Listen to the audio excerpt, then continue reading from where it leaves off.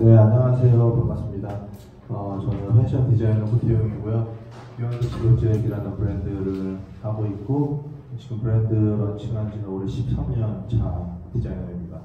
오늘 토요일 날 이렇게 1시면 저한테는 되게 이른 시간인데, 네, 여러분들을 만나기 위해서 이제 왔습니다. 그래서 짧은 시간이지만 여러분들한테 1시간이라는 시간 동안 제가 드릴 수 있는 최대한의 어떤 많은 에너지들을 좀 드리고 여러분들한테 저도 많은 에너지를 받고 하는 시간이 됐으면 좋겠습니다. 제 목소리는 뒤에 잘 들리시죠? 네. 자, 저는 바로 강의를 시작할게요. 영상을 아까 보셨나요? 네, 영상은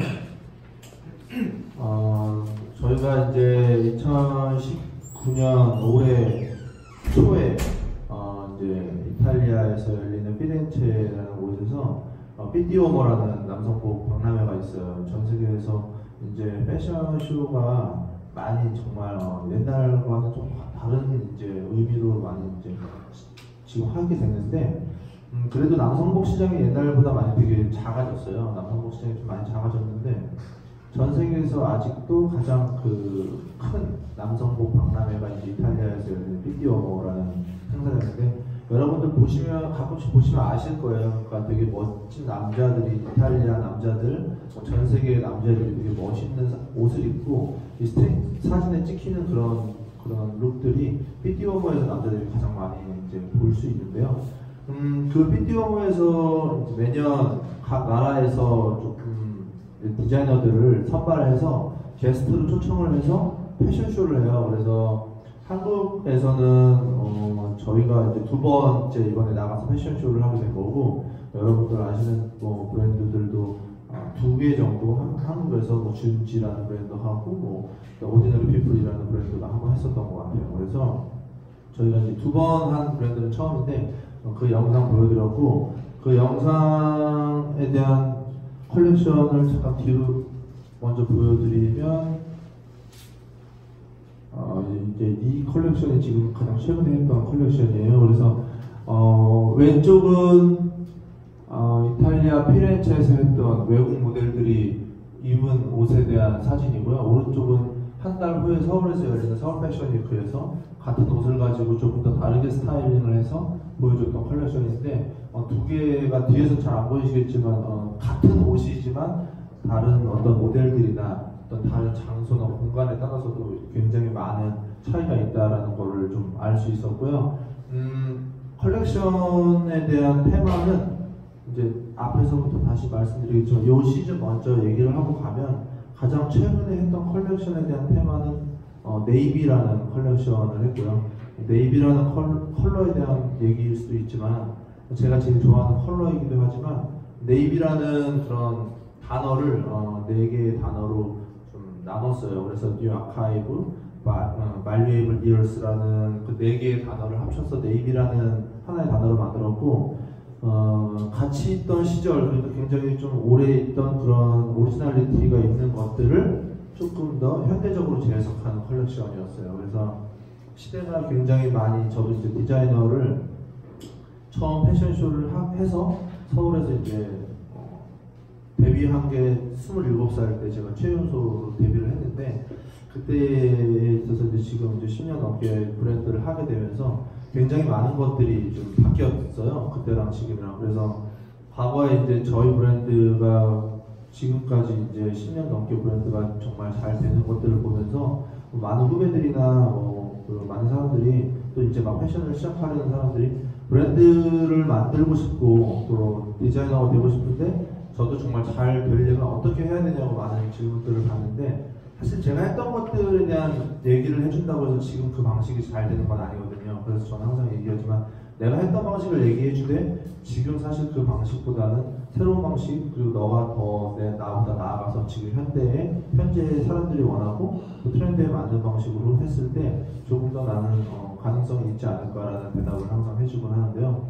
어쨌든 그래서 결론적으로는 오리지널리티가 있는 것들, 시대가 변하고 또 디자이너들이 가지고 있는 여러 가지 것들이 변하고 또 시대의 흐름이 변하고 아까 말했던 것처럼 패션쇼라는 것이 가지는 의미가 굉장히 많이 변질이 되고 퇴색이 될지언정 디자이너 그리고 브랜드가 가지고 있는 그런 변하지 말아야 될 것들에 대한 이야기를 좀 했던 것 같아요. 그래서 굉장히 남성복에서 테일러링이라는 어떤 그런 것들 그리고 어떤 좋은 소재와 오리지널에 대한 것들을 조금 더 트위스트해서 컬렉션에서 보여줬고요. 왼쪽에서 보여줬던 컬렉션, 피렌체에서 했던 컬렉션들은 조금 더 클래식한 그리고 최근에 많은 사람들이 좋아할 만한 스트리트 모드를 넘어선 약간 뭐라고 해야 되지? 하이테크적인 요소들을 좀 클래식하고 좀 결합한 작업들을 많이 했어요. 그래서 예를 들면 되게 클래식한 테일러드 울 팬츠에 밑단 부분에 하이테크적인 요소가 들어가 있는 밴딩 작업을 한다든지 아니면 클래식한 자켓인데 이런 지금 잘 안 보이시겠지만 첫 번째, 두 번째 룩 같은 경우는 클래식한 디테일 중에 하나의 패치워크라는 기법을 사용해서 여러 개의 옷들을 서로 누벼서 이제 만드는 기법인데 그런 것들을 다 그래픽으로 작업해서 디지털 프린트 형식으로 해서 프린트한 거예요. 그래서 방수되는 소재, 방풍되는 소재 그런 하이테크 소재 위에 저런 클래식한 기법들을 디지털 프린트 기법을 사용함으로써 전혀 어울리지 않을 것 같은 두 개의 것들이 하나를 합쳐졌을 때 보여지는 어떤 재밌는 요소들에 대한 얘기를 했었던 것 같고요. 오른쪽에 서울에서 추가됐던 거는 이제 비욘드 클로젯이라는 브랜드가 10년이 넘어가면서 정말 조금 되게 좋은 일이 있었던 것이 브랜드가 이제 미국에 있는 IMG라는 세계에서 가장 큰 그런 회사의 에이전트를 만나게 됐어요. 그래서 여러분들이 아시는 뭐 펩시콜라라든지 뭐 마운틴 듀 이런 먹는 것부터 시작을 해서 뭐 스포츠, 뭐 MLB, UFC 같은 모든 그런 전 세계 뭐 영화라든지 이런 문화 콘텐츠의 사업을 하고 있는 미국의 글로벌 에이전시인데 아시아에서 이제 비욘드 클로젯이 유일하게 패션 쪽으로 이제 저희가 클라이언트가 됐어요. 작년 초에. 그래서 저희가 그 안에 있는 것들과 함께 콜라보레이션 할 수 있는 기회들이 많은데요.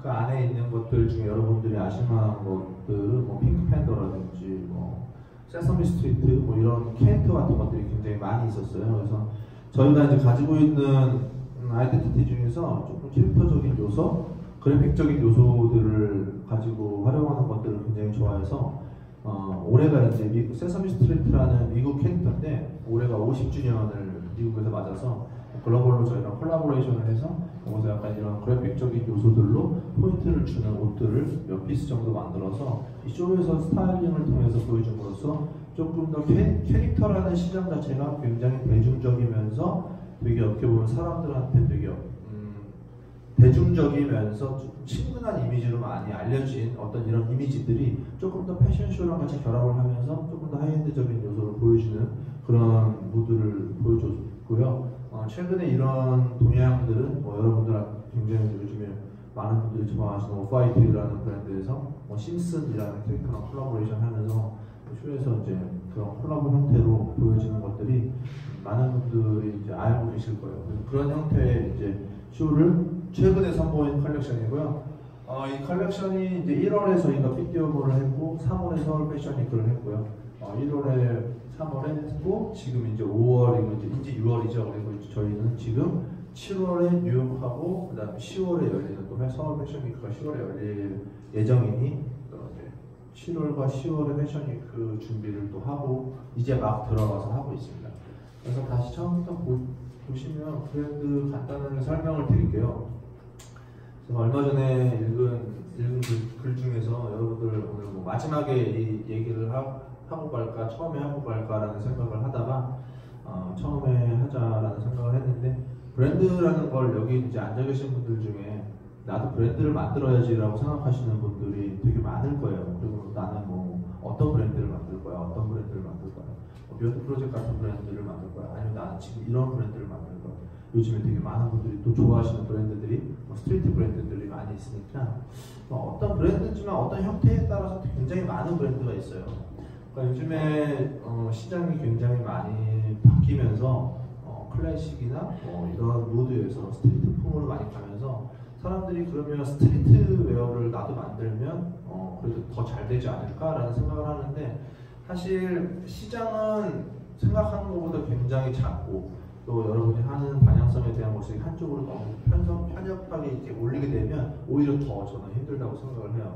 저희는 지금 2008년에 브랜드 런칭했을 때 브랜드의 아이덴티티라는 것이 저는 가장 중요하다고 생각을 하는데 아이덴티티를 아메리칸 클래식하고 프레피 룩이라는 걸 가지고 잡았어요. 그렇게 잡게 된 이유는 내가 가장 좋아하는 것에 대한 그 당시에 내가 가장 좋아하는 것. 저도 옷을 학교 다닐 때부터 워낙 많이 입어봤고 또 옷이 정말 집에 어마어마하게 있어서 요즘도 직원들이 저희 집에 오면 정말 한 보따리씩 갖고 나가는데 정말 별의별 옷 스타일들이 다 있었어요. 뭐 예를 들면 한때 되게 열풍이었던 약간 리고엔 같은 검정 보디 같은 그런 옷들도 되게 많았고 꼼데가라손 같은 옷들도 많았고 또 탐브라운 같은 어떤 클래식한 어떤 그런 옷들도 되게 많았고 그러니까 옷을 되게 많이 쇼핑도 많이 했고 또 많이 받기도 또 누구한테 선물 받기도 했고 그래서 옷을 많이 갖고 있는데 그 옷이 하나의 스타일이 아니라 되게 다양한 스타일을 갖고 있었거든요. 근데 어쨌든 제가 많은 옷을 입고 많은 옷을 갖고 있지만 내가 좋아하는 옷에 대한 얘기를 좀 해보자라는 시작에서 브랜드를 런칭했고 또 가장 잘할 수 있는 것이 무엇인가라는 생각을 할 때 내가 가장 잘하는 게 뭔지를 몰랐어요. 그래서 가장 그 다음에 생각했더니 그럼 내가 제일 좋아하는 게 뭐지라는 생각을 할 때 나는 약간 좀 클래식한 옷들을 볼 때 그런 자료들을 보거나 매거진에서 잡지 같은 것들을 보면서 스크랩을 그 당시에 많이 할 때 그런 옷들에 대해서 관심이 되게 많았고 또 그 당시에 이제 뭐 미드라든지 약간 영화라든지 이런 걸 볼 때도 약간 그 클래식하고 프레피에 대한 옷이 나오는 뭐 가십거리나 약간 이런 뭐 리플리라든지 이런 영화들을 되게 좋아했던 것 같아서 그럼 아메리칸 클래식 프레피에 대해서 시작을 해보자라고 했고 10년이 넘게 사실 그 아이덴티티를 지금 계속 유지를 하고 있는데 중간에 이제 시장이 바뀌고 소비자들의 니즈가 많이 바뀌면서 또 더 이상 클래식이 사람들한테 인기가 없는 시즌도 있었고 또 원하지 않는 시즌도 있었지만 또 그런 것들을 현재와 타협하면서 잘 유지를 했던 것 같아요. 그래서 말씀드리려고 했던 제가 읽었던 얘기 중에 이게 사실 제가 핸드폰에 적어왔는데 핸드폰을 좀 볼게요.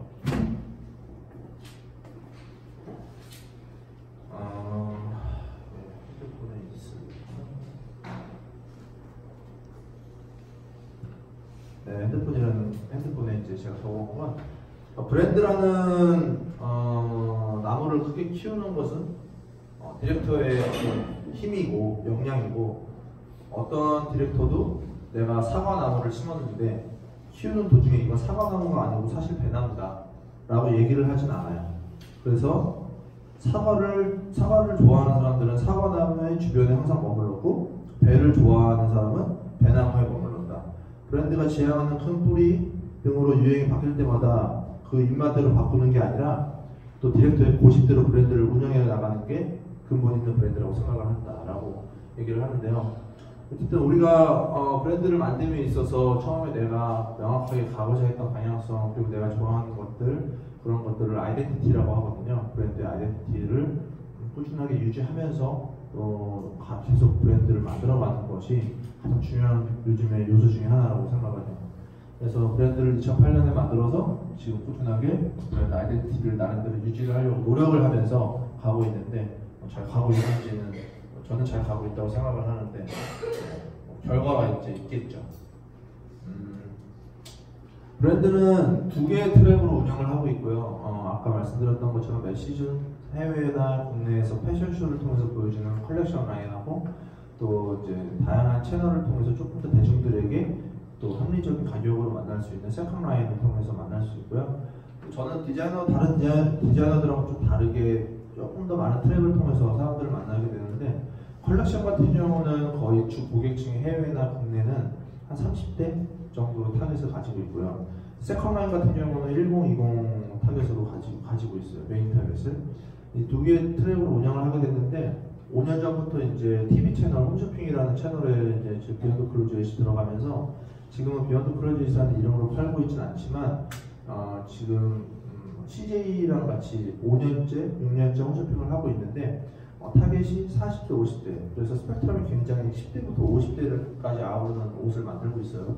근데 이제 최근에 홈쇼핑이라는 채널에서 제가 많이 배우게 된 게 CJ라는 어쨌든 채널이 가지고 있는 것들이 뭐 TVN이나 이런 방송도 있고 또 CGV나 투썸플레이스 되게 많은 것들이 다 CJ의 것들이 국한되면서 넓게 갖고 있으면서 좀 라이프 스타일이나 조금 더 영타겟의 어떤 브랜드를 만들자고 해서 저랑 같이 2년 전에 이제 CN이라는 브랜드를 만들었어요. 여기 안에 계시는 분 중에 아는 분 별로 없을 것 같아요. 왜냐하면 여기 앉아 계시는 분은 홈쇼핑 안 볼 거니까. 그래서 CN이라는 브랜드를 만들었고 첫 번째 그 CE는 셀럽의 줄임말이고요. 셀럽 앤드 해서 매년마다 뮤즈를 한 명씩 정해서 저랑 같이 콜라보레이션 형태로 그 사람과 작업을 해서 결과물들이 나온 것들 소비자에게 파는 건데, 첫 번째 1년 차 때는 셀럽은 윤균성 씨라는 분이 이제 고양이 삼시세끼 때 고양이를 키워서 고양이 모티베이션 작업했고요. 2년 차 때는 워너원이라는 그룹하고 작업해서 이제 했었고, 올해는 이제 이종석이라는 배우랑 작업을 해서 지금 3년째 지금 작업을 하고 있는데, 굉장히 조금 재밌는 작업도 있었지만 조금 괴리감도 느끼고 조금 저희가 많이 배운 게, 어쨌든 원어원을 썼을 때 저희가 타겟을 50대로 잡지 않았을 테니까 10대, 20대를 좀 끌어들이자라는 취지 하에 정말 열심히 했고, 원어원 친구들하고 열심히 옷도 만들고 광고도 찍고 프로모션도 많이 계획을 했는데, 실질적으로 구매가 이제 이루어지는 데이터를 보면 거의 40대, 50대가 이제 롱패딩, 원어원 롱패딩을 사시고 막 이러는 걸 보면서 아직도 조금 많이 우리가 풀어야 될 게 많구나. 물론 40대, 50대, 50대, 60대 분들의 자녀분들이 부모님 아이들을 살 수 있다고 생각을 하지만, 정말 많은 그 퍼센테이지가 아직도 TV 쇼핑에서는 조금 더 많은 분들, 조금 더 높은 분들이 TV 쇼핑을 통해서 옷을 구매하시는구나라는 채널에 대한 분석을 통해서, 그러면 사실은 원어원이라는 어떤 그런 아이돌들, 그다음에 이종석이라는 어떻게 보면 30대, 20대가 좋아하는 배우 워낙 좋지만, 조금 더 다른 어떤 셀럽이나 다른 채널, 굳이 셀럽이 아니더라도 또 다른 채널을 통해서 40대, 50대가 가지고 갈 수 있는 소비자의 니즈를 우리가 역으로 다시 이 브랜드에서 풀어보자라는 생각을 해서 지금 리빌딩을 다시 하고 있어요. 다시 세우고 있어요. 그래서 40대, 50대가 좋아하는 게 뭐가 있을까라고 했을 때, 셀럽이 입는 것도 좋지만 약간 소재에 대한 것, 조금 더 좋은 소재를 쓰고 좋은 착용감이, 다른 패턴에 대한 것, 조금 더 전문화된 디자이너가 그 안에 인볼브돼서 들어갔을 때 조금 더 디자이너가 파는 옷인데 역시 소재가 좀 틀리고 패턴이 좀 달라가 좋을까, 아니면 디자이너가 연예인하고 작업해서 연예인이 입은 옷을 살까라는 계산을 했을 때, 이번에 한번 그러면 전자로 한번 도전을 해보자 라고 해서 지금 그런 작업들을 하고 있어서, 브랜드를 10년 넘게 해도 아직도 굉장히 많은 분석과 고민, 그리고 아직도 굉장히 많은 것들을 배우고 있는 것 같아요. 그래서 저한테 굉장히 문화 충격이었던 거, 홈쇼핑에서 원어원과 이종석 씨가 입었던 롱패딩 같은 것들이 생각보다 잘 안 나왔는데, 그럴 때 저희가 약간 스페셜 게스트로 슈퍼주니어 친구들이 홈쇼핑에 나왔는데, 신동 씨가 갑자기 롱패딩을 입으니까 110 사이즈가 갑자기 품절이 막 되고 이런 걸 보면서 정말 이게 내가 생각하는 거랑 다르구나 라는 생각을 했고요. 정말 내가 맨날 보고 내가 맨날 이야기하는, 여기 지금 앉아 계신 소위 말해서 패션에 관심이 많고 패션을 좋아하시는 분들의 몇십 배, 몇백 배의 사람들을 사실은 난 상대를 해야 되는구나, 이 홈쇼핑 채널에서는. 그렇기 때문에 전혀 다른 시각으로 풀어봐야 되는구나 라는 생각들을 하면서 브랜드를 운영을 하고 있습니다. 브랜드의 지금 최근 컬렉션들을 쭉쭉 보여드리는데, 최근에 옷을 하나 만들면서 제가 이제 새로운 그 레이블을 하나 런칭을 이제 하게 됐는데, 브랜드를 하면서 되게 쉴 수 있는 시간이라고 해야 되나? 10년 넘게 사실 별로 쉬어본 적이 없어서, 사람들이 볼 때는 제가 이제 인스타그램이나 소셜 통해서 많이 보실 거고, 전 세대들은 방송이나 이런 곳에서 많이 노출이 됐었으니까 좀 되게 잘 놀고 자유분방하고 이런 생각을 하는데, 저희 직원들이 일단 입사하면 제일 처음에 하는 얘기가 실장님이 생각보다 진짜 열심히 하시는구나, 이렇게 얘기를 하더라고요, 회식할 때. 일단 저희는 9시 출근해서 최근에 9시 반으로 출근을 바꿨는데, 저는 저희 직원들보다 일단 출근을 좀 빨리 해요. 그리고 퇴근도 저희 직원들보다 늦게 해요. 그래서 제가 하루 중에 가장 오래 사무실에 있는 사람인데, 굳이 내가 이렇게까지 해야 되나 라는 생각을 요즘에 많이 해요. 왜냐하면 저한테 저한테 필요했던 시간은 사실 밤 10시 이후의 시간이 정말 소중한 시간이었거든요. 그때 앉아서 혼자서 스케치를 하면서 정말 책상에서 창문을 열어놓고 음악을 틀고 디자인을 하면서 정말 인스피레이션을 받고 되게 영화 같은 거 틀어놓으면서 작업하고, 이런 시간들이 거의 10시 이후에 사무실에 아무도 없을 때, 직원들 없을 때 많이 이루어지고 새벽까지 넘어가서 작업을 하고 했는데, 그때는 출근이 사실 오후 뭐한 12시 반, 낮 12시, 1시 정도에 출근을 했었거든요. 근데 이제 회사가 규모가 커지면서 조금 더 다양한 그런 기업들하고 일을 하다 보니까 기업들이 일을 하는 시간에 같이 시작을 해주게 되면서 그런 시간들을 좀 잃은 것 같아서 얻은 게 있으면 잃은 게 뭐 분명히 있을 거고 일장일단이 있을 테니 또 그 안에서 또 디자인을 어떻게 해야 될지라는 생각을 하다가 요즘에는 직원들은 주말에 출근을 안 하니까 토요일하고 일요일, 주일날 이제 제가 좀 작업을 많이 하고요. 공휴일이나 이런 때 작업을 많이 해요. 그래서 얘기를 왜 하냐면 최근에 이제 컬렉션이라는 여기 이제 옛날에 강의를 하러 오면 사람들이 패션쇼를 하는 디자이너라고 하면 되게 막 와 막 이랬는데 시대가 많이 변했고 서울 패션위크가 가지고 있는 어떤 그런 뭐라 그래야 되지 권위라고 해야 되나? 사실 권위는 아니죠. 어떻게 보면 그런 것들이 과거랑은 굉장히 많이 달라서 디자이너들도 사실 지금 패션쇼를 꾸준하게 하는 사람이 많이 없어요. 지금 서울 패션위크 스케줄링 보시는 분들 알겠지만 여러분들이 아시는 디자이너들이 생각보다 많이 없고 되게 새로운 사람들이 계속 채워가는 그런 서울 컬렉션을 하면서 얼마 전에 티셔츠를 하나 디자인을 했는데 그 해외에서 이제 많은 하우스 브랜드라고 하죠. 디올이나 샤넬이나 루이비통 같은 몇백 년 역사를 가지고 있는 하우스 브랜드들이 아카이브라는 단어들을 굉장히 많이 사용을 하면서 아카이브는 어떻게 보면 그 브랜드들이 정말 몇백 년, 몇십 년 동안 쌓여져 있는 것도 패턴, 여러 가지 그 아트웍들, 그다음에 여러 가지에 대한 기록물들을 계속 보관을 하면서 아카이브라는 아이템들이 많이 나오더라고요. 근데 그 아이템들 중에서 가장 인상 깊었던 게 이제 마르젤라라는 브랜드에서 아카이브에 대한 티셔츠를 만들면서 그래 내가 아카이브? 그럼 나도 아카이브가 굉장히 많은데 저는 아직까지 이제 2008년부터 10년 넘게 했던 패션쇼에 대한 패턴을 아직도 다 가지고 있거든요.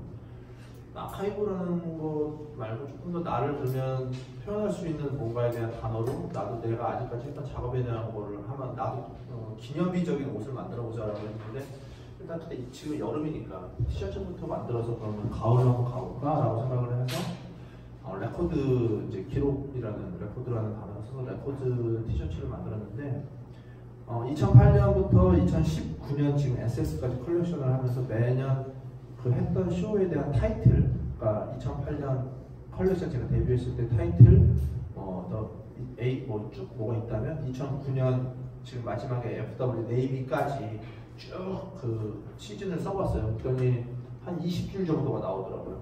네, 그거를 쓰면서 혼자 앉아서 이제 방에서 혼자 앉아서 그렇게 계속 꾸준하게 쓰면서 뭐를 한번 보고 이때 시즌 거 뭐였지라고 본 것도 아니고 그때 그 10년에 대한 아카이브에 대한 컬렉션 타이틀이 다 머릿속에 있더라고요. 그래서 그거를 쭉 적어 내려가면서 정말 스스로한테 되게 기분 좋았던 건 아직까지 10년 넘게 패션쇼를 한 번도 안 쉬고 했다라는 게 되게 스스로 뿌듯했어요. 어떤 형태가 됐든 그때 쇼가 좋았던 안 좋았던 어쨌든 디자이너로서 살면서 6개월에 한 번씩 내가 가장 지금 좋아하고 내가 가장 지금 빠져있는 것에 대한 얘기를 사람들을 통해서 옷을 통해서 소통을 했고 또 사람들이 그런 것들이 10년 넘게 쌓이면서 그 브랜드를 많이 알게 됐고 그런 것들이 너무나 행복했고 10년 넘게 한 번도 쉬지 않았던 거에 대한 뿌듯함이 있었고 그리고 더 앞으로 내가 쇼를 해야 될까? 과연 지금 아까 말씀드린 것처럼 패션위크라는 가진 이미지가 그런 것들이 사실 패션위크라는 거는 어떻게 보면 패션쇼라는 거는 굉장히 여러분들한테 판타지를 보여주는 작업이기 때문에 돈이 되게 많이 들어가요. 패션쇼를 한 번 하는 데 있어서 돈이 되게 많이 들어가는데 그 돈이 들어간 만큼에 대한 수익을 뽑아낼 수 있는 작업은 사실은 저는 아니거든요. 저희 브랜드는. 왜냐하면 저희 브랜드는 이미 조금 세컨 라인 쪽 티셔츠라든지 조금 더 저렴한 라인 쪽에서 브랜드가 약간 좀 이미지가 굳혀진 브랜드이기 때문에 좀 컬렉션에서 가져갈 수 있는 그런 이미지들, 요소들, 가격대들. 컬렉션 같은 경우는 티셔츠가 자켓이 하나에 40만 원대 정도 하는 옷이니 정말 이 세컨 라인처럼 날개 달린 데 팔리지는 않거든요. 그래서 어쨌든 저희가 들어가는 투자 대비해서 뽑아낼 수 있는 돈이 돈으로만 따지면 사실은 마진이 남는 장사는 아니다. 하지만 우리는 계속 이 컬렉션을 하는 이유에 대해서 생각을 해보자 라고 항상 아침 회의 때마다 얘기를 했는데 그거를 쭉 적어 내려가 보면서 마지막에 느낀 그것은 그래도 내가 이걸 꾸준히 해야 되는 이유가 있구나 라는 생각을 하게 됐고 그래서 또 지금 또 열심히 준비를 이제 막 시작하게 됐어요. 그래서 그 티셔츠가 사실 어저께 3일 전에 디자인을 했거든요. 3일 전에 디자인이 끝났거든요. 그래서 그 티셔츠를 만들게 되면서 느낀 것도 한번 얘기해드렸고요. 그래서 컬렉션을 계속 이제 하게 된 거고요. 이때 지금 첫 번째가 이제 2005년, 2016년 스프링 서머인데요. 2016년 봄에 대한 얘기를 할 때 지금 제가 입고 있는 이 티셔츠가 이제 저희 로맨틱이라는 라인이 사실 이 컬렉션에서 파생된 라인이에요. 그래서 지금은 사실은 이런 하트 심볼이 거의 메인이 되는 세컨 라인으로 그냥 티셔츠 쪽으로 전개가 많이 되고 되게 심플한 옷들을 많이 선보이지만 컬렉션에서는 사실 저런 하트 심볼이 한 30벌의 옷 중에 한 3-4벌밖에 없고요. 되게 다양한 조금 더 무드를 보여줄 수 있는 옷들로 컬렉션이 구성됐던 것 같아요. 그래서 컬렉션 최근에 했던 것들 쭉쭉 보여드리고 파리에서 했던 컬렉션이고 그 똑같은 옷을 가지고 다시 서울에서 했던 컬렉션이에요.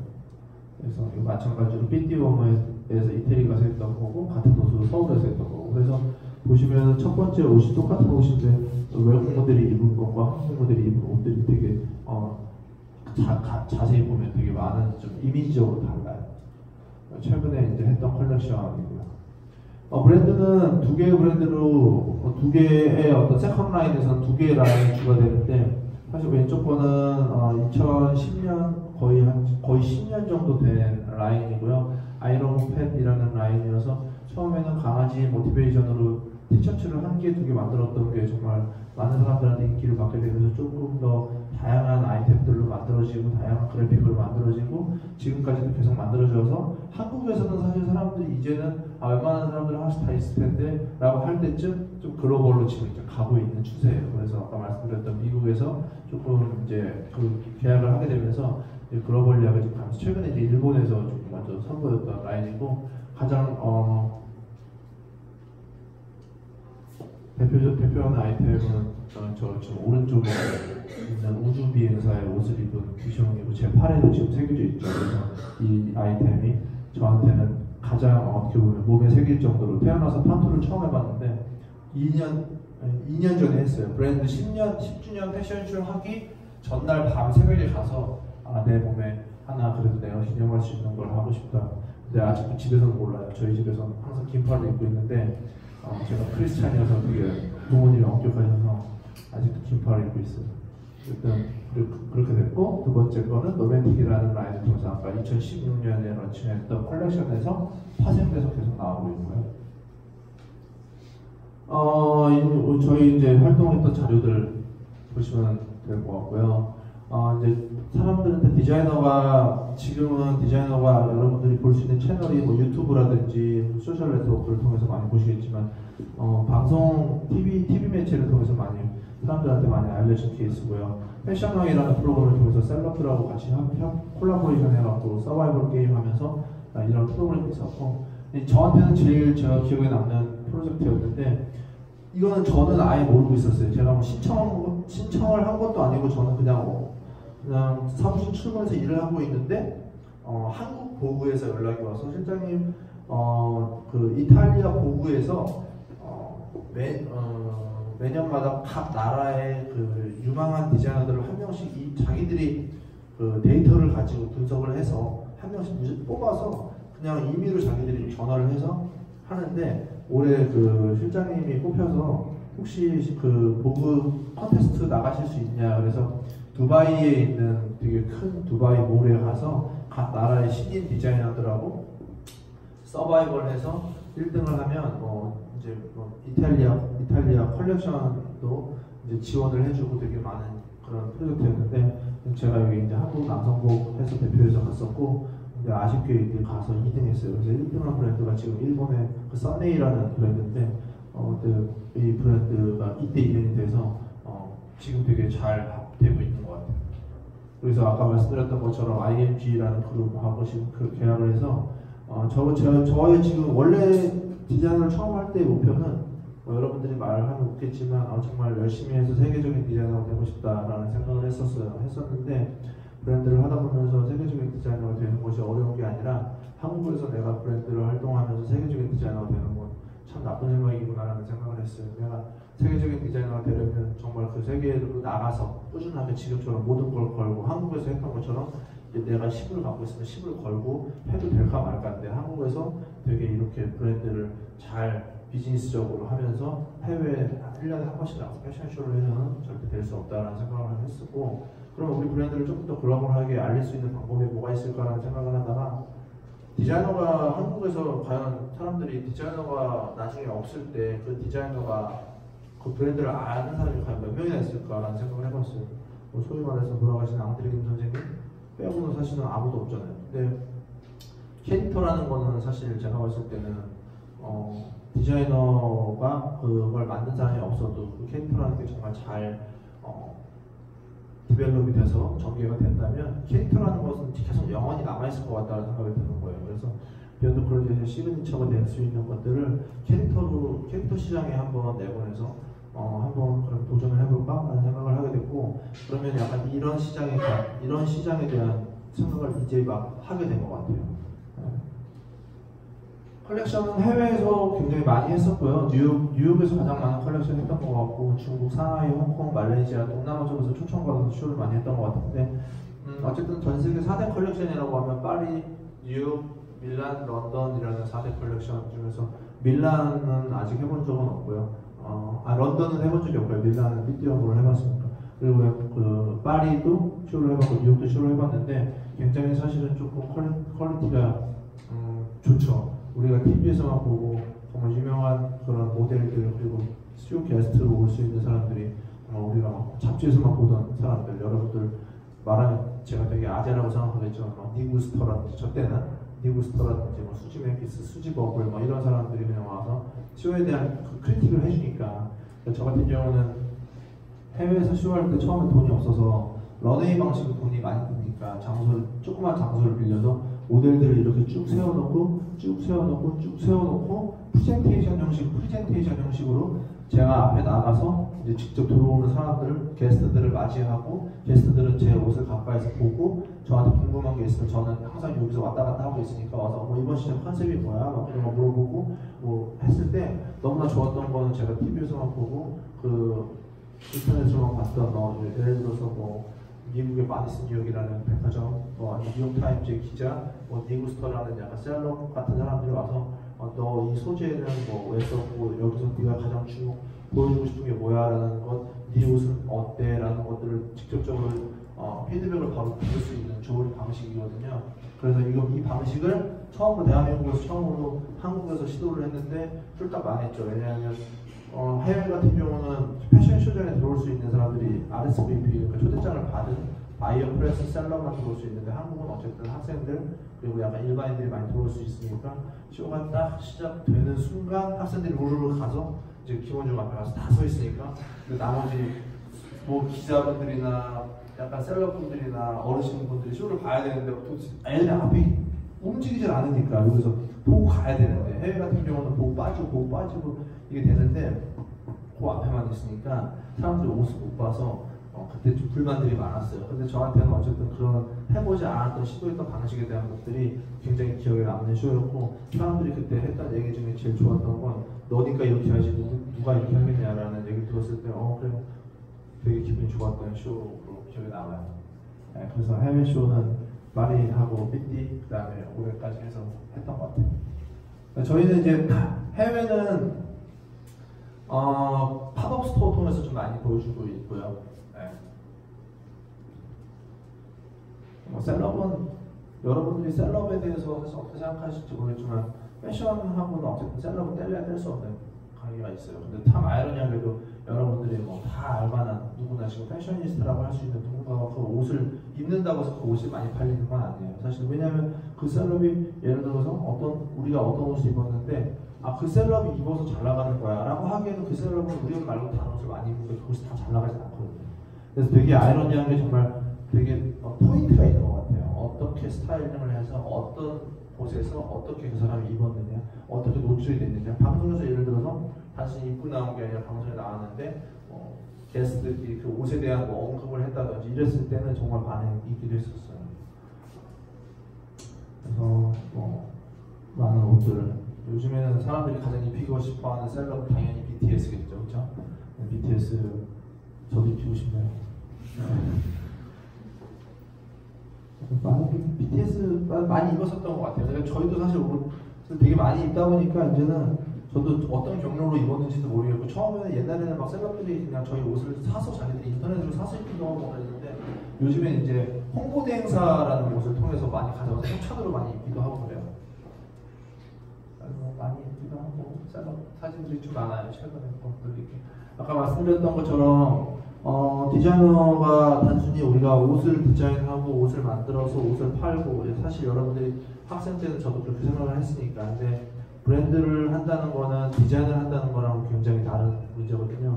저는 되게 아이러니하다라고 느끼는 게, 내가 디자이너라는 직업을 하고 싶어서 디자이너를 선택했는데 브랜드를 하다 보니까 하루에 디자인을 할 수 있는 시간은 정말 하루에 1분도 없을 때도 있다.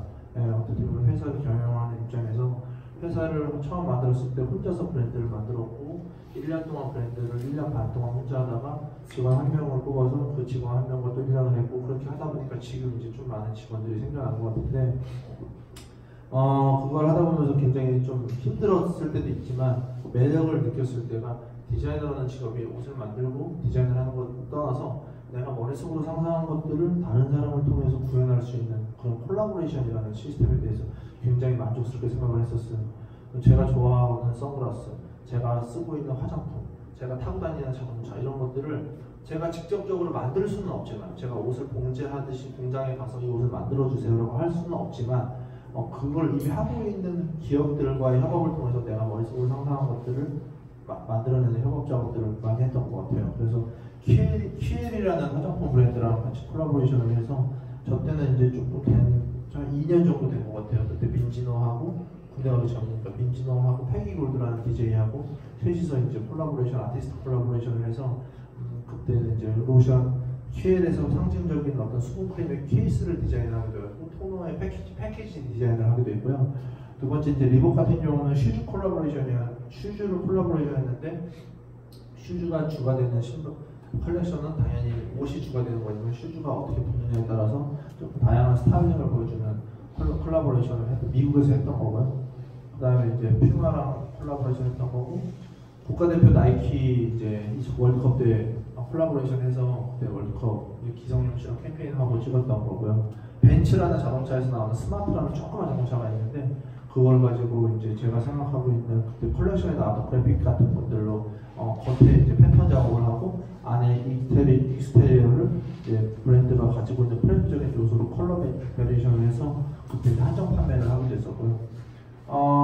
제가 아직도 하고 싶은 작업, 만나고 싶은 사람들은 정말 단순하게 인터넷에 네이버나 구글을 통해서 컨택 포인트를 잡아서 연락을 하는데, 우연히 서칭을 하다가 사진을 발견했는데, 사진을 찍는 포토그래퍼인데 요가독이라고 해서 강아지가 요가하는 모습들을 찍는 사람들이 있는데, 이게 실질적으로 요가를 하는 게 아니라 약간 그 뭔가에 대한 터치가 좀 더해진 건데, 이 사람이 단순히 이 사진을 찍어서 달력을 만드는 미국의 작가였어요. 근데 이 사람한테 정말 제가 다이렉트로 이메일을 보내서 한국에 이런 브랜드인데 강아지를 가지고 이런 작업들을 하고 있고, 이 강아지에 대한 판매에 대한 수익금을 매달 도움이 필요한 동물자유연대나 이런 강아지 유기견이나 이런 데서 도와주는 도네이션 라인인데 같이 한번 해보지 않을래요? 그래서 같이 정말 되게 흔쾌히 이 사람이 승낙을 해서 정말 이 사람이 찍은 작업의 결과물들로 저희 티셔츠랑 같이 콜라보를 해서 이런 작업도 많이 했었고요.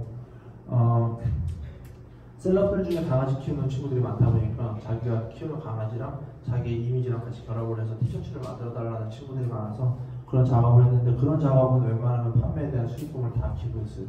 왜냐하면 가장 힘든 게, 연예인을 가지고 이런 작업을 하면 팬덤이 크잖아요. 아이돌들 특히. 그러니까 아이돌들 팬덤 중에 우리 오빠라고 하는 단어를 쓰더라고요.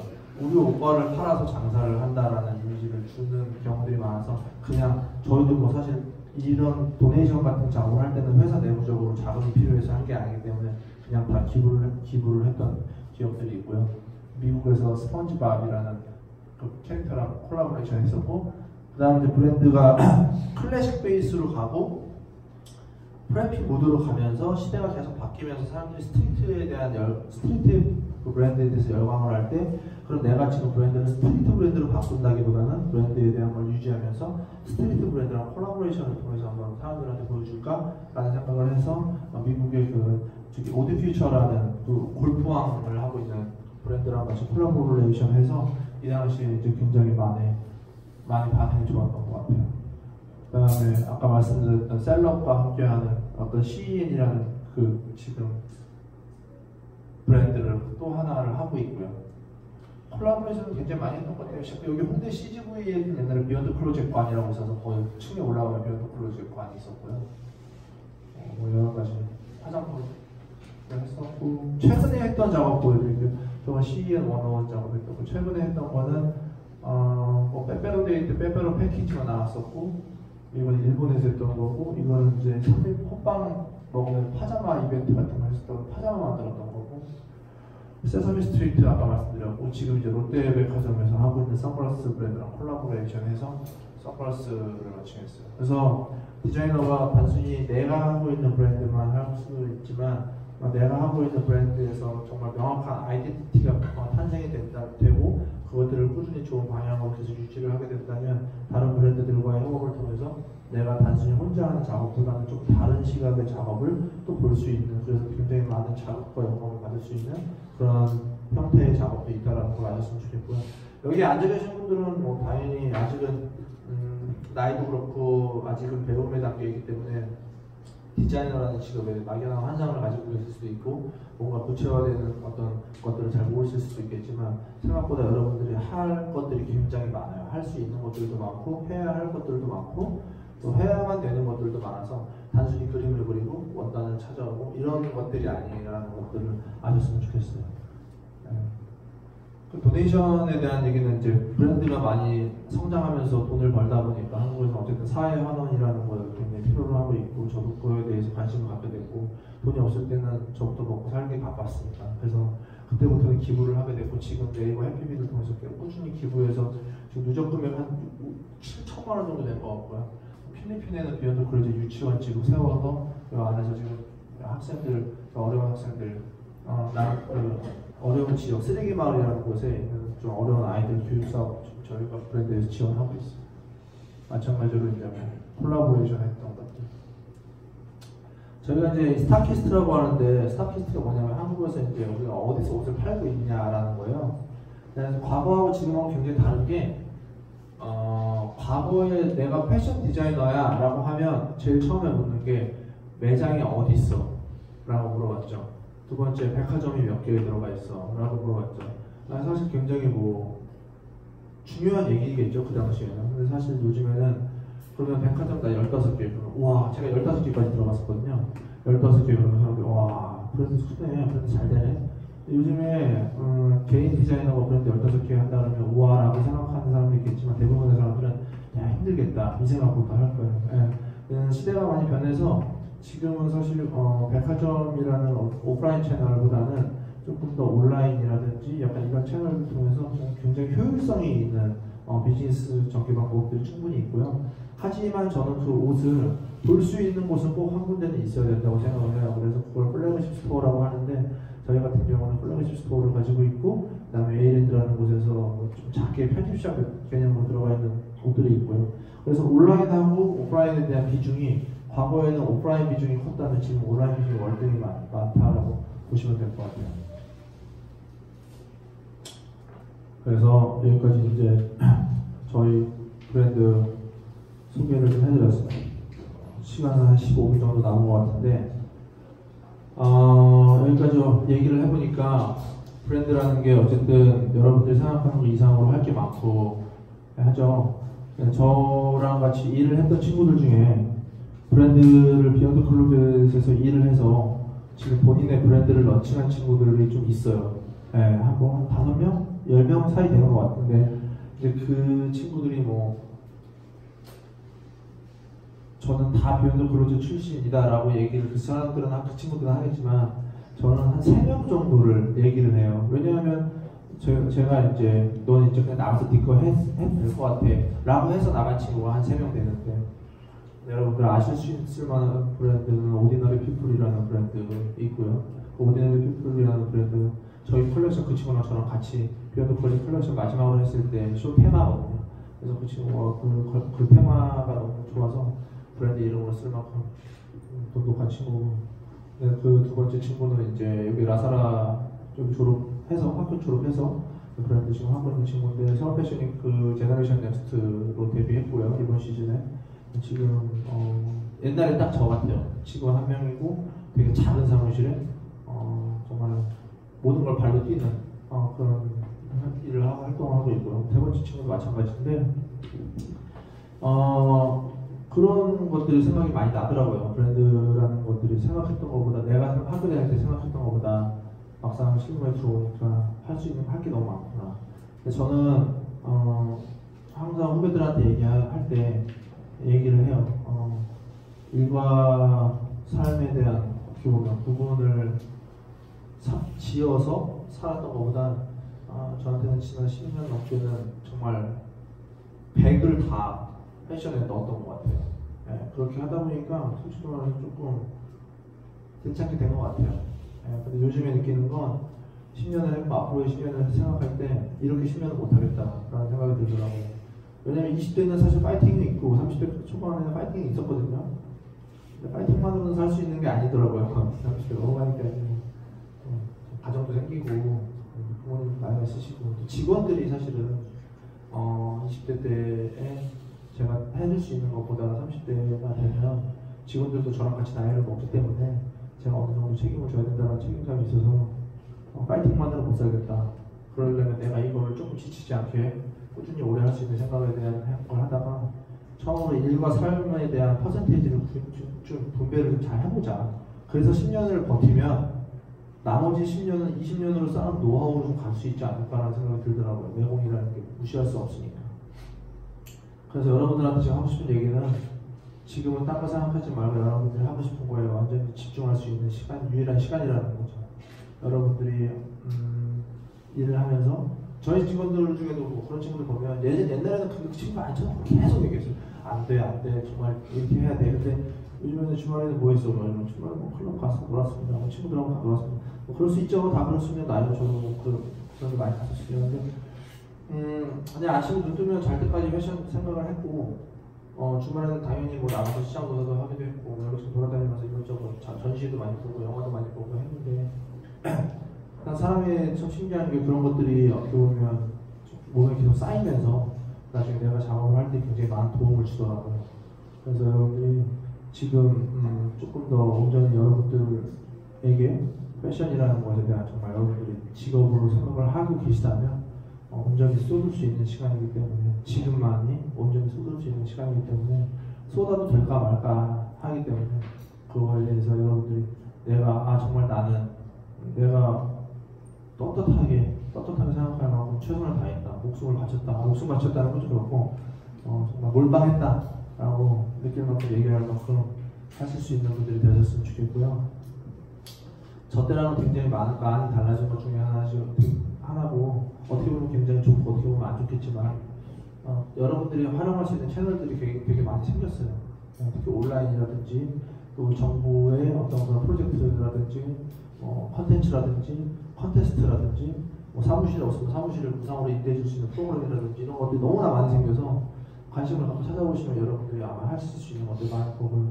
지금은 뭐 고등학생이어서 난 그거 아직 알 필요 없잖아요 라고 생각하시는 분들은 뭐 그럴 수 있겠지만 제가 요즘에 좀 많이 놀랐던 건 요즘은 아니고요. 한 3, 4년 전에 굉장히 놀랐던 건 저희 사무실로 이제 뭐 패션쇼 때 끝나고 뭐 백스테이지에서 뭐 사인을 해주세요, 뭐 해주세요, 뭐 인스타그램 쪽지 와요, 막 보면 고등학생들이 많더라고요. 그리고 제가 4년 전에 책을 한 권 썼는데 그때 강남역에서 출간 기념회에서 사인회를 했는데 그때 한 되게 많은 몇백 명이 오셨던 것 같아요. 근데 고등학생들이 정말 많더라고요. 그러니까 난 고등학교 때부터 디자인을 배우고 싶다는 생각을 하나? 사람들이 내가 그 생각을 처음 했어요. 왜냐면 나는 고등학교 때 그런 생각을 할 수가 없었거든. 그래서 이미 그러면 직업에 대한 거를 벌써 고등학교 때부터 알고 있다는 거는 워낙 저는 대단한 거라고 생각을 해요.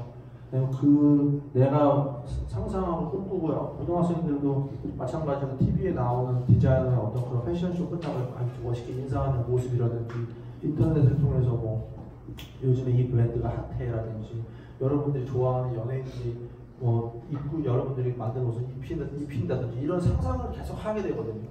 근데 그 상상이라는 거는 계속 하면 할수록 그 상상하면서 내 몸이 저절로 움직여서 노력을 하게 된다면 자동으로 내가 그걸 하게 되겠더라고요. 제가 서울 컬렉션을 처음에 하려고 하고 싶을 때 맨날 자기 전에 누워서 패션쇼를 끝나고 인사하는 것만 생각하다가 잤는데 정말 그렇게 되고 있었고, 또 서울 컬렉션 하면서 인기가 많은 디자이너가 되고 싶고, 내 옷을 사람들이 정말 많은 사람들이 내 옷을 샀으면 좋겠다, 그리고 막 미국 가서 패션쇼를 하고 싶다, 이런 생각을 다 하는 것들이 다 정말 다 이루어졌거든요. 사실 뭐 특별한 방법을 통해서 됐던 것보다는 그냥 꾸준히 열심히 했던 것밖에 정답이 없었던 것 같아요. 충분히 뭐 더 많은 방법들도 있었겠지만, 뭐 다른 이유가 있을 수도 있지만 제가 모르는 거일 수도 있겠지만, 그래서 여러분들도 많은 것들을 좀 경험하셨으면 좋겠고요. 학교 다닐 때는 그걸 많이 보셨으면 좋겠어요. 요즘에 사실 책 읽는 사람들이 많이 없어요. 인터넷이나 이 스마트폰으로 다 모든 패션, 요새 가장 큰 문제가 패션 잡지가 많이 없어져요. 네. 잡지가 지금 몇 개 안 나왔어. 남성지 2개 남았거든요. 잡지를 보라는 것도 있지만 글을 좀 심층적으로 책을 좀 많이 읽었으면 좋겠어요. 고등학교 때. 네, 그런 것들이 나중에 디자이너랑 무슨 상관이 있냐라고 하겠지만 여러분들 디자인이라는 게 디자인을 하는 게 아니라 더 나아가서 어쨌든 브랜드를 만든다는 거니까 충분히 자기랑 그런 책, 영화 그런 것들 좀 많이 봤으면 좋겠고요. 틈틈이 전시나 이런 것들 보면 당장은 내가 이걸 뭘 봤는지 모르겠지만 나중에 분명 도움이 될 것 같고요.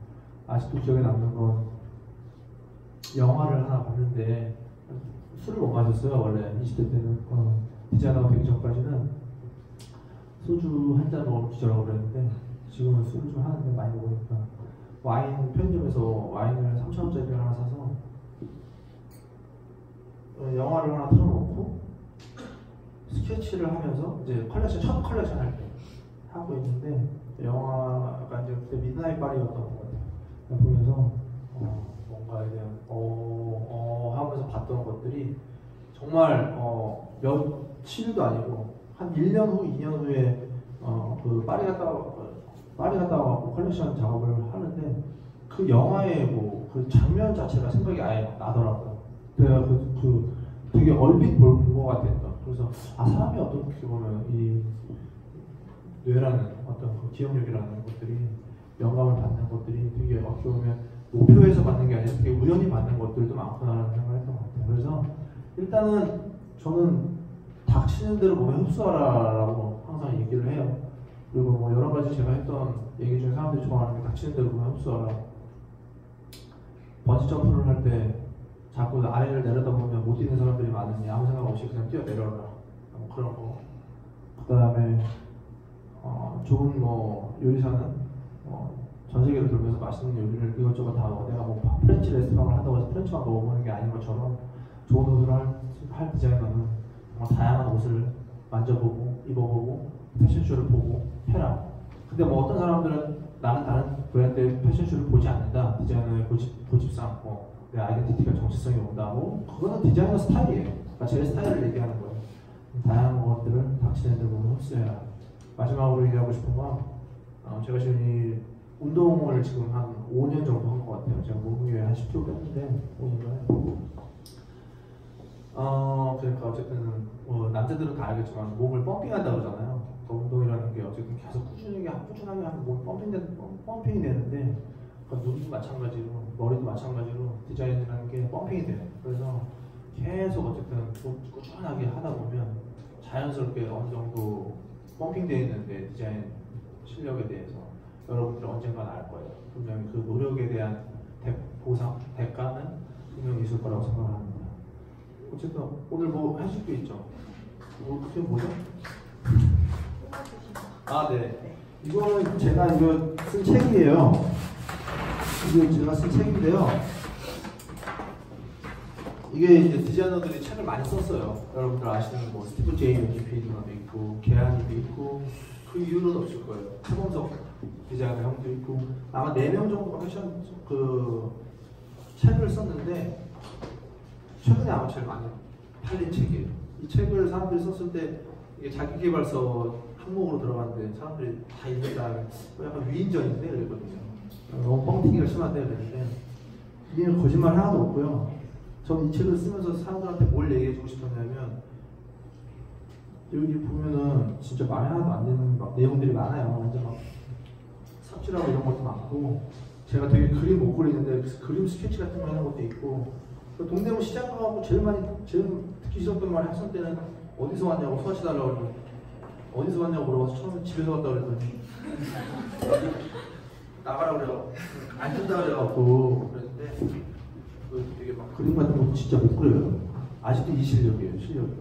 그래서 이 책을 썼을 때 야 이런 사람도 이런 걸 하면 나 못할까? 이런 마음을 좀 먹으라고 쓴 책이에요. 그래서 어쨌든 이 책을 사인본인데 한 분을 드리려고 아까 이제 오기 전에 골라달라고 해서 몇 개를 봤는데요. 여러분들이 이거 지금 다 하신 거라고 하더라고요. 이제 좀 예비 신입생들, 고등학생들, 재학생들 있을 수 있겠지만 이제 디자인이라는 걸 이렇게 많이 해보는 거는 되게 좋은 것 같아요. 그러니까 많이 그려보는 게 사실 좋은 것 같아요. 저는 지금은 옛날처럼 그림을 많이 그리는 시간은 없지만 많이 그리는 거 되게 좋은 것 같고요. 이렇게 그리면서 여러분들이 상상하는 것들을 이미지를 만들어 놓고 하고요. 이 작업이 되게 중요한 것 중에 하나가 브랜드라는 것, 그리고 브랜드라는 곳에서 컬렉션이라는 거는 하나의 옷을 이쁘게 만드는 거는 사실 그렇게 생각보다 어렵지 않다라고 생각을 하거든요. 근데 그게 어떻게 보면 우리가 하나의 컬렉션에서 30벌의 옷을 보여줘야 되거든요. 근데 그 30벌의 옷이 굉장히 하나의 컨셉 안에서 되게 자연스럽게 팔로잉 되면서 보여지는 것들이 되게 중요해요. 예를 들면 30벌의 옷에서는 다 반팔만 나오면 안 되고 또 긴팔, 자켓, 콜트, 아이템들이 다양한 포지셔닝으로 있어야 되고 또 컬러에 대한 것이 갑자기 검정색 나왔다 갑자기 시뻘건색 나올 수도 있겠지만 컬러에 대한 팔레트도 되게 자연스럽게 그걸 우리가 팔로잉이라고 하거든요. 그래서 팔로잉이 되기 위해서는 이런 그림들을 한번 쭉 그려본 다음에 한번 쭉 보면서 하는 것도 되게 중요하다고 생각해요. 그래서 되게 많이 잘해주셨어요. 이름 김연수 씨하고 김태우 씨하고 그 다음에 이름은 안 쓰셨는데 김미경 씨하고요. 제가 제일 잘했다고 생각한 분들을 좀 뽑았는데 더 열심히 하시면 좋을 것 같고요. 그 다음에 박지희 씨가 이제 2개의 룩을만 그려보시고 밑에 그거에 대한 브랜드에 대한 설명을 좀 쓰셨는데 이분한테 제가 이 책을 드릴게요. 그래서 이 책 지금 드릴까요? 아니면 어디 계세요?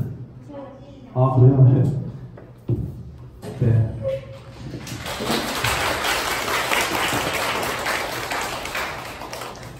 네, 그래서 오늘 짧은 시간이지만 저는 이제 이거 끝나면 DDP를 가야 돼요. 오늘 이제 여러분들 아시는 보그라는 잡지에서 보그 마켓이라고 해서 이제 보그 마켓 내일까지 이틀 동안 각 디자이너들하고 셀러들 모여갖고 이제 마켓 같은 걸 하는데 잠깐 이제 토크 콘서트 같은 걸 해줘야 돼서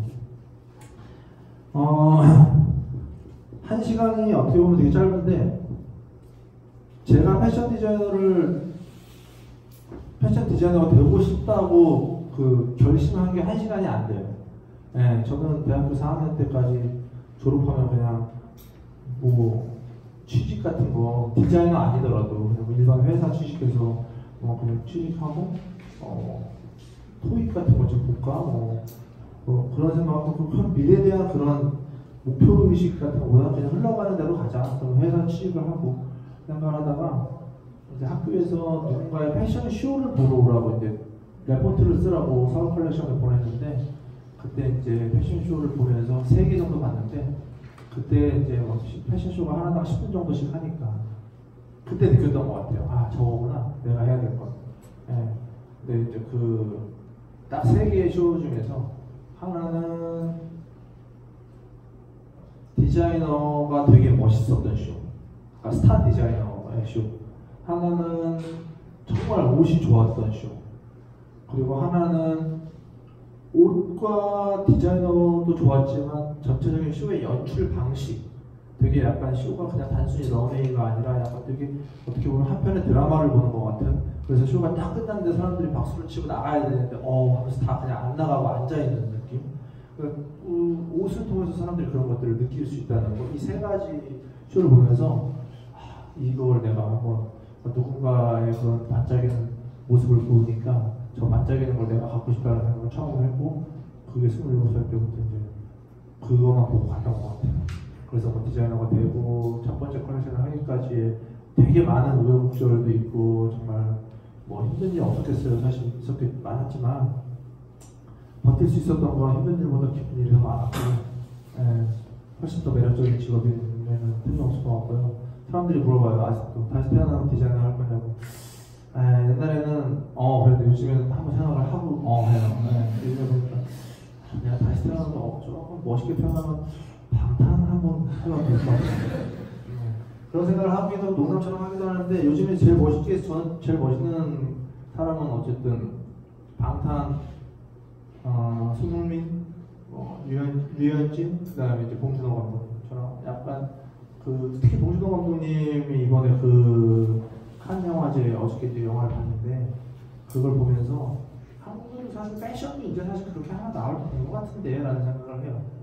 근데 이제 어떻게 보면 한국 패션이라는 거는 되게 어떻게 보면 그 영화나 스포츠 그리고 K-팝보다는 아직은 작아요. 콘텐츠가 작아서 한국을 대표하는 디자이너, 세계를 대표하는 세계에서 핫하는 가게까지가 쉽지는 않겠지만, 그 안에 이제 여기 안에 계신 분들 중에 한 명 나올 거라고 응원하겠습니다. 그래서 여러분들 꼭 그런 또 K 패션의 어떤 그런 전 세계에 알리는 사람이 정말 여기서 나와도 아무 이상하지가 않거든요. 왜냐하면 저도 맨날 대학교 때 컨테스트 같은 거 막 공모전 같은 거 맨날 떨어지고 꼴등하고 그랬는데, 그런 사람들이 이렇게 열심히 하고 있는 거, 브랜드를 하고 있는 거 보면서 여기서 정말 어떤 사람이 어떻게 돼도 저는 아무 이상하지 않게 생각을 하기 때문에 여러분들이 꼭 그 역할을 해주셨으면 좋겠습니다. 오늘 토요일날 여기까지 와서 강의 들어주시느라고 좀 감사하고,